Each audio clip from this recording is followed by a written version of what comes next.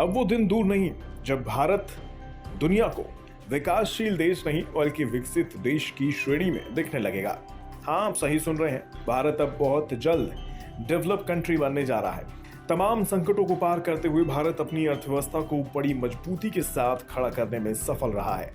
कई आफतें आईं और गईं, लेकिन भारत अपनी रफ्तार से आगे बढ़ता चला जा रहा है। भारत सरकार भी समय समय पर अपनी पीठ थपथपाती हुई नजर आती है, लेकिन अब सरकार की बात पर भी मोहर लग गई है। चलिए अब विस्तार से रिपोर्ट में हम आपको समझाते हैं कि किसने भारत की अर्थव्यवस्था पर अपना भरोसा कायम रखा और इससे आने वाले दिनों में कैसा परफॉर्मेंस रहने वाला है।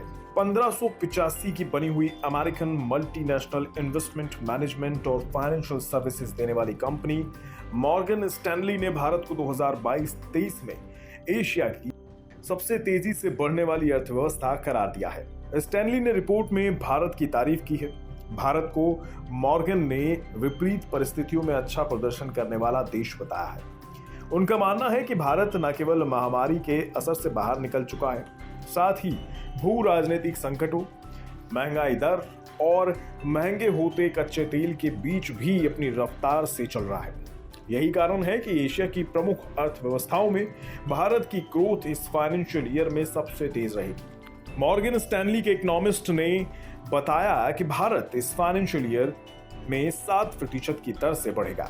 ये दर पूरे एशिया की दिग्गज अर्थव्यवस्थाओं में सबसे तेज रहेगी। एशिया की ग्रोथ में 28% की हिस्सेदारी रहेगी, वहीं दुनिया की ग्रोथ में भारत 22% का योगदान देगा। अब आपको सरकार का पक्ष भी बता देते हैं।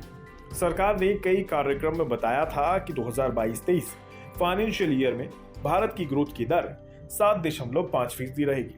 सरकार अगले वित्तीय वर्ष में भी ये रफ्तार बरकरार रखने की कोशिश करेगी। सरकार के इस दावे को IMF और वर्ल्ड बैंक का भी साथ मिला है, यानी जो ग्रोथ का अनुमान सरकार ने पेश किया है वही IMF और वर्ल्ड बैंक का भी अनुमान है। हालांकि वैश्विक चिंताएं और चुनौतियों के बीच भारत सावधान भी है और जब जैसा तब तैसा की नीति पर चल रहा है। बता दें, भारत अभी 130 करोड़ की आबादी वाला देश है। दुनिया भारत को एक बड़े मार्केट के रूप में देखती है। भारत के भी लोगों की आकांक्षाएं और एस्पिरेशंस दिन प्रतिदिन बढ़ रही हैं। ऐसे में 2047 तक भारत उच्च मध्य आय वाला देश बन सकता है, बशर्ते अगले 25 साल में औसत ईयरली ग्रोथ 7 से 7.5% तक बनी रहे। इस समय भारत $2,700 अरब के GDP के साथ दुनिया की छठी सबसे बड़ी अर्थव्यवस्था है, लेकिन अगर इकोनॉमिक ग्रोथ 7 से 7.5% के बीच रहती है तो अगले 25 साल में देश की प्रति व्यक्ति आय $10,000 प्रति वर्ष को पार कर जाएगी। और तो और भारत 2047 तक $20,000 यानी 200 लाख करोड़ डॉलर की अर्थव्यवस्था वाला देश बन जाएगा। तो वो दिन अब दूर नहीं जब भारत दुनिया भर में सुपर पावर बनकर उभरेगा।